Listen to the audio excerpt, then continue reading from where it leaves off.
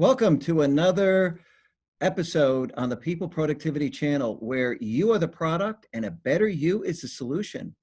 Today we have on Tracie Sponenberg. Tracie is super interesting. You're going to love this interview. She is an individual who is actually a transformational person. She wants to change her industry.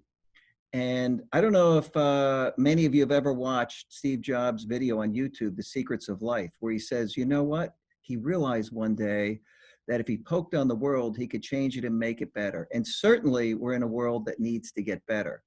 So if you'd like some motivation on what you can do, perhaps to emulate what Tracie's doing, I think you should tune in because she is making an impact and you have a voice too. But Tracie, welcome. Maybe you could introduce yourself.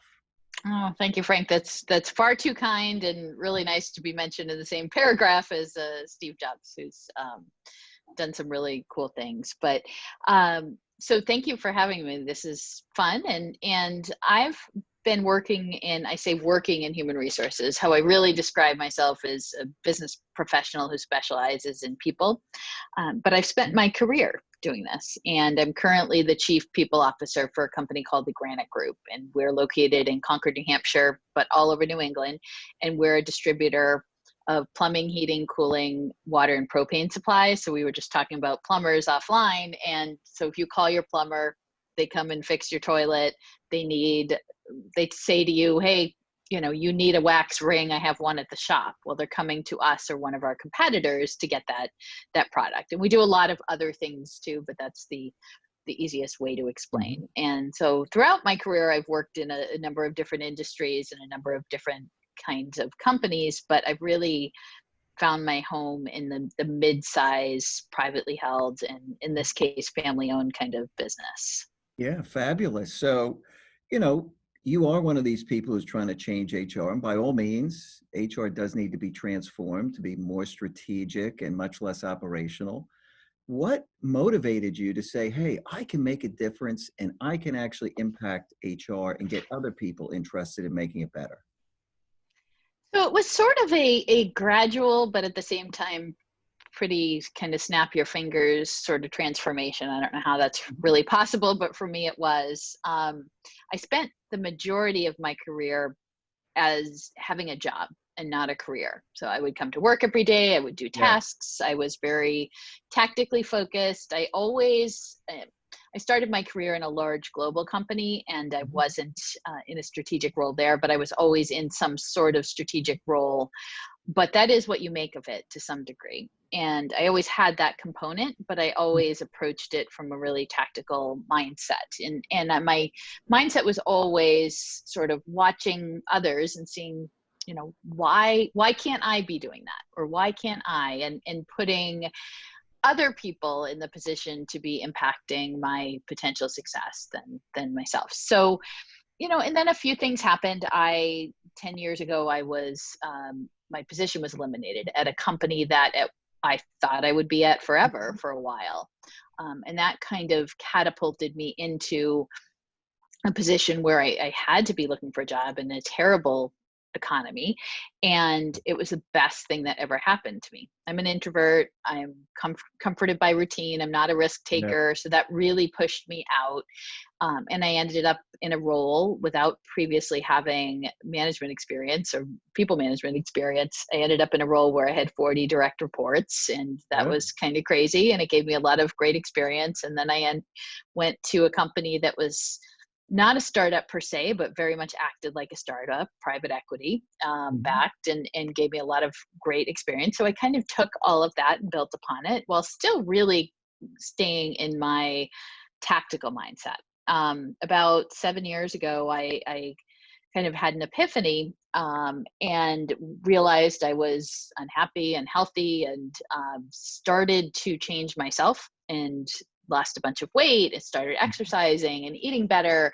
And that gave me a whole new outlook. And I'm not saying that's what people need to do to help change things, but for me, it started with me. Epiphanies do help. I have heard that term so many times. I myself had one about the human side of business. So there are those moments, this dawning of awareness where people say, hey, wow, I've got to do something different. I could do this differently. Yeah, and I think it starts with us, right? So it doesn't start with other people. And I was looking externally, not internally. So like when you talk about epiphanies, that was one because I realized that, if I was unhappy about something, I shouldn't, and I couldn't really wait for the world to change it for me, that I had to do something about it. So that gave me more confidence, and you see progress, and so that led to all sorts of things. And I, about 4 years ago, went through a process in my current company where this is about 5 years ago now, we had an employee come out as transgender. And this was Mhm. something that was brand new to me. And it was a very long process, and she was wonderful throughout it, and the company was wonderful, and it all went great. And I belonged to a local HR group, and they were doing a topic on the meeting on transgender issues in the workplace. So my friend was running the programs, and I called her and I said, hey, if I kind of knew the speaker. I said, if the speaker needs a story to tell her she can share this story, and here's what happened. And so the speaker called me and said, Lo I and want you to behold, come on co-present. down. Yeah. Yeah. She said, I want you to co-present with me. Never spoken in public. I mean, I had gotten up in front of groups before Yeah. briefly, but just terribly difficult for me, terribly difficult. So I could say yes or no. Yeah. And for me, that was a real fork in the road kind of moment. You Mhm. talk about an epiphany. We all have choices, and we could make the easy one, which is the choice I had always made, or I could take the really hard one. Um, and I did, and it went great. And we did that a bunch of other times, and that gave me the confidence to apply to speak at HR Tech Conference, which was a huge conference in Las Vegas. And it just so happened they had a medium-sized business track that year, so I spoke there, and that went great. Mm.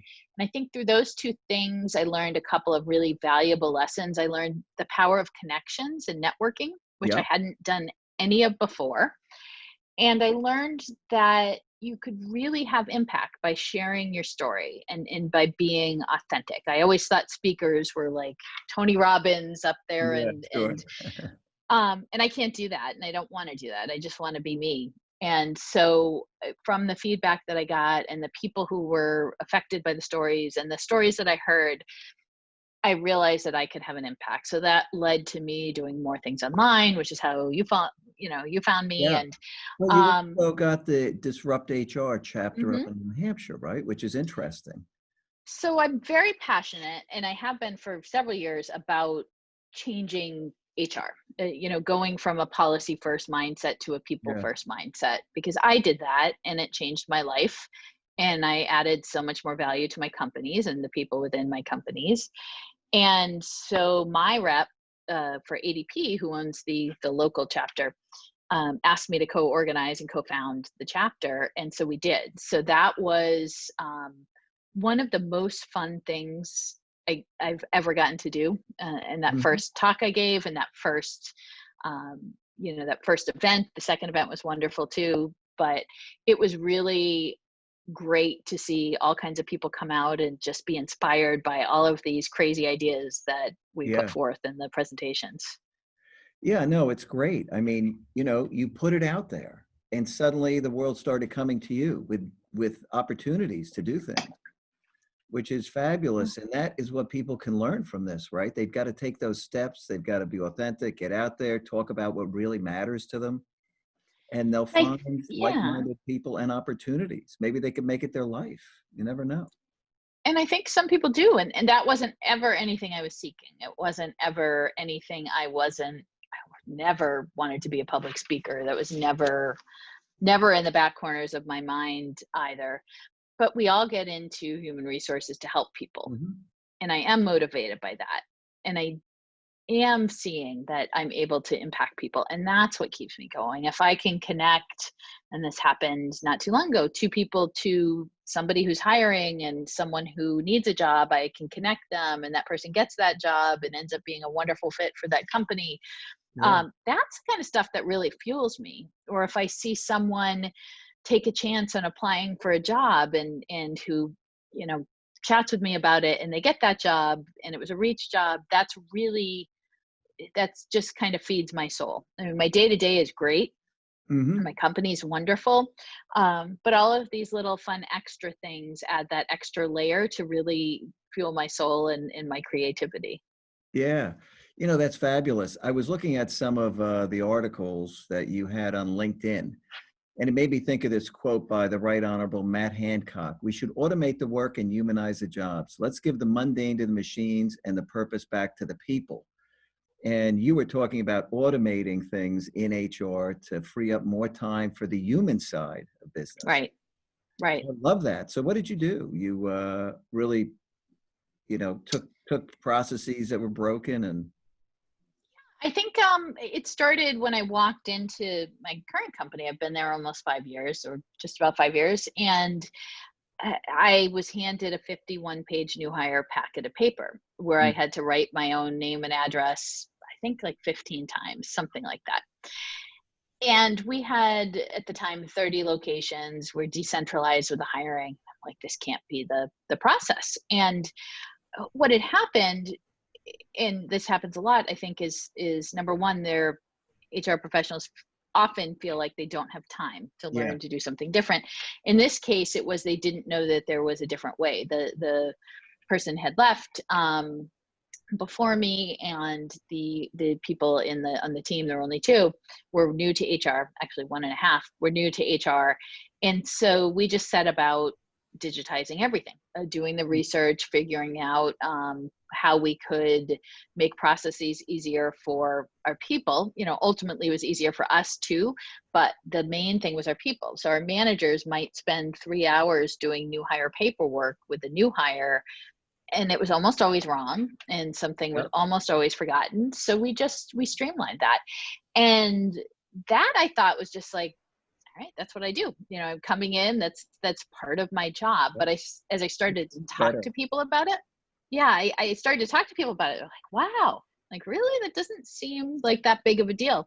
And it's still the thing I get asked to talk about the most. And I have several things coming up on technology, which I'm not super technologically savvy. I Mhm. just could figure stuff out. And that's what I try to get across, that you don't have to be some kind of tech guru. You just have to understand people, and you have to understand how to get from point A to point B, and try to figure out the quickest way to do that. That I'm very good at.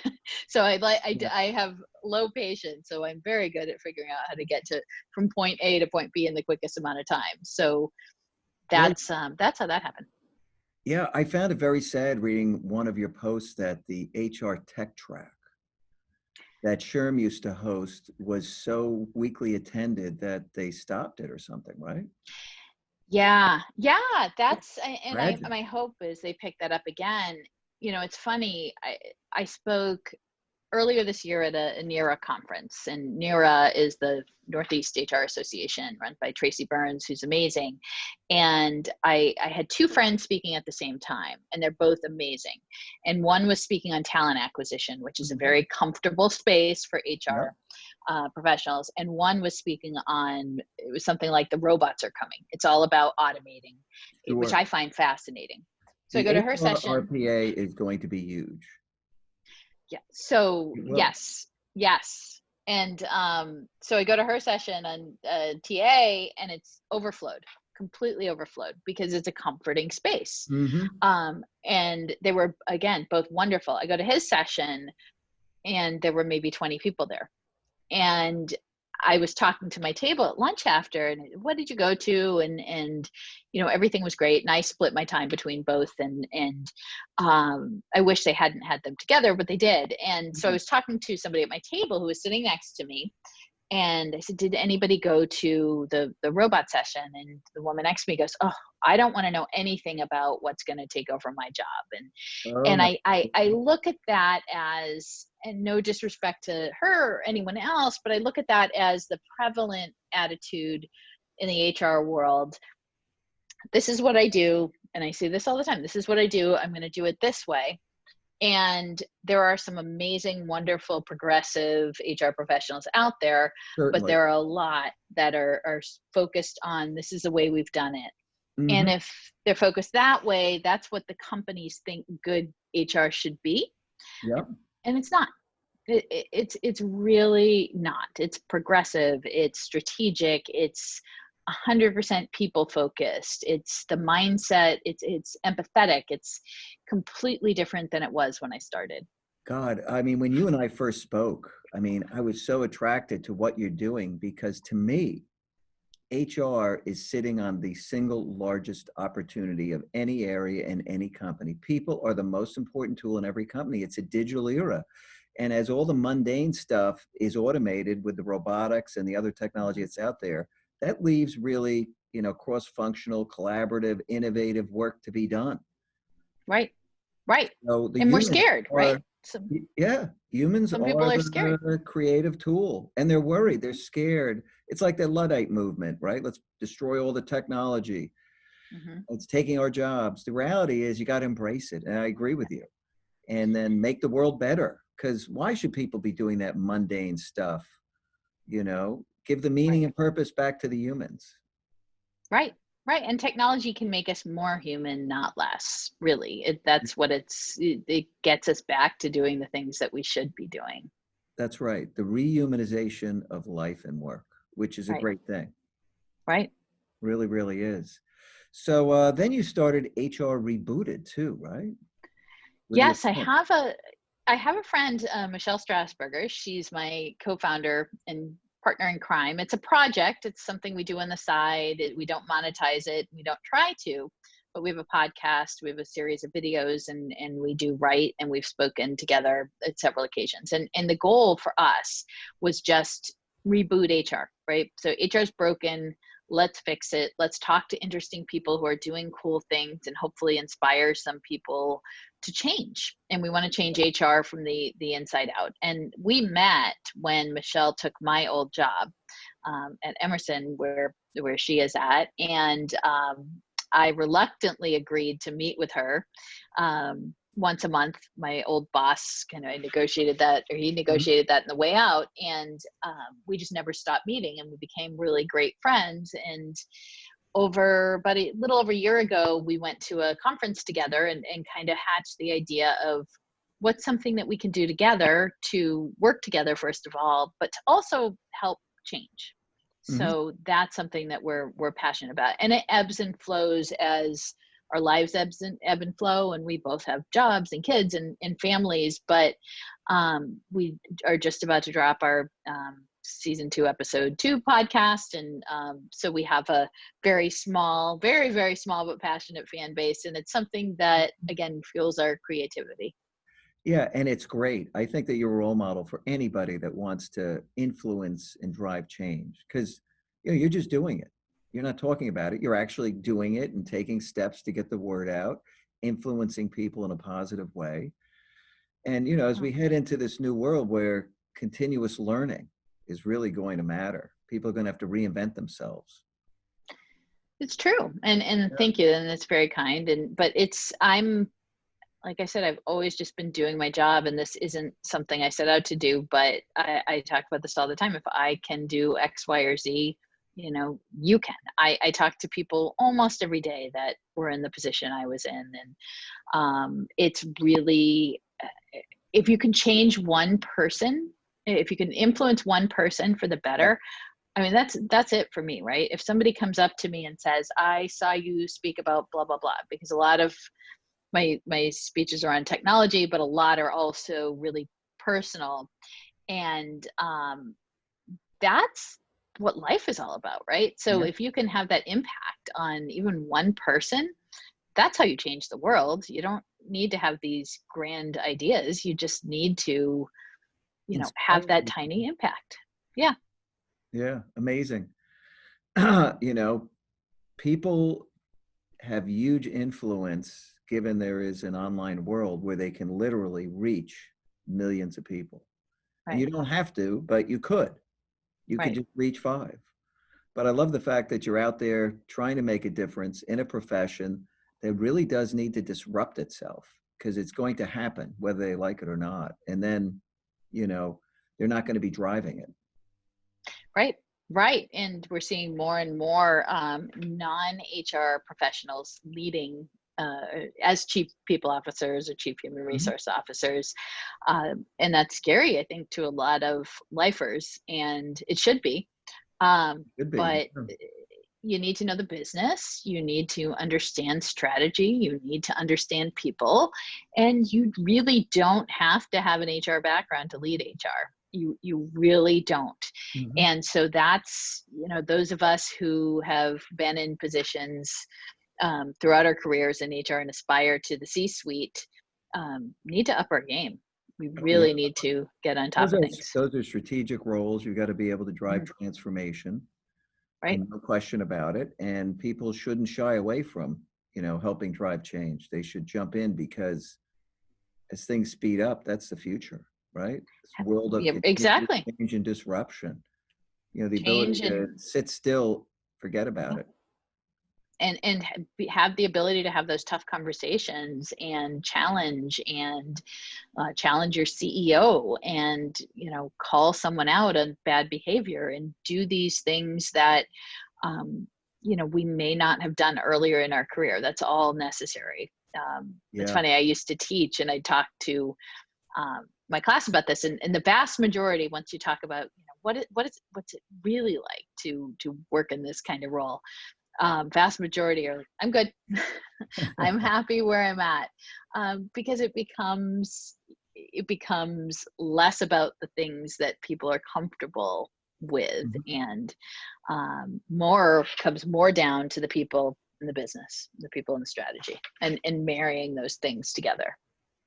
Yeah, and certainly, without a doubt, I mean, that's what we see happening.